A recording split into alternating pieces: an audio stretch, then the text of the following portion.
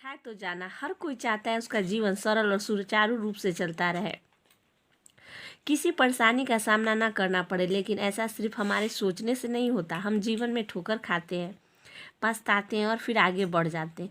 यह प्रक्रिया निरंतर चलती रहती है। दरअसल हम भी जब हम अपने जीवन में ठोकर खाते हैं तो एक नया सबक सीखते हैं। हमें पता चलता है कि ऐसी समस्या क्यों आ रही है, हमें कैसे नुकसान पहुंचा रहे हैं। ठोकर खाकर संभलना अच्छी बात है, पर उससे भी अच्छी बात उस ठोकर का विश्लेषण करना है। यानी ठोकर खाने के बाद हमें क्या किया और किस तरह से कुछ नया सीखा।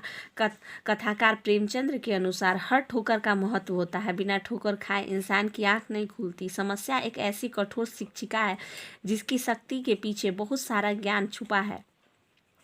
शुरू में तो हम इसका अनुभव नहीं कर पाते, लेकिन समय के साथ हमें पता चलता है कि उस समय शिक्षिका का सख्त होना कितना ज़रूरी था। लिहाजा दुख और कष्ट आने पर जिंदगी को कोसने के बजाय उसे धन्यवाद देने की प्रवृत्ति अपनानी चाहिए, क्योंकि समय का प्रत्येक कठिन क्षण हमें कुछ नया नई सीख देता है, जिससे हमारी आगामी जीवन बेहतर हो सके। और ऐसे ही अनुभव हमारे जीवन के पन्नों को आकार देते हैं। फिर जब हम इन पृष्ठों को पलटते हैं तो पाते हैं कि मुश्किल समय में हमने कुछ सीखा है। किसी ने उचित ही कहा है कि बादाम खाने से नहीं बल्कि ठोकर खाने से बुद्धि आती है। अतः ठोकर खाकर गिरना, गिरकर उठना, फिर उठकर चलना, यही संघर्ष जीवन की सच्चाई है।